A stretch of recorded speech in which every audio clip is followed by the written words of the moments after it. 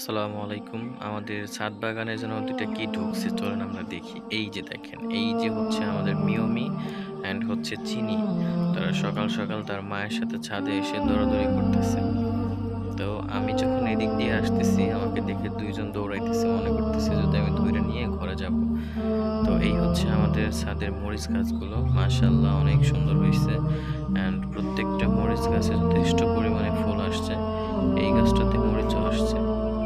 মরিচগুলা খেতে অনেক টেস্ট, প্রচুর ঝাল। এই যে হচ্ছে চিনি আর ওই যে হচ্ছে মিয়মি। ২ জনে প্রচুর পরিমাণে দৌড়াদৌড়ি করতেছে, খুব দুষ্টামি করতেছে। সারারাত একটু পরপরই বাইরে যায়। এই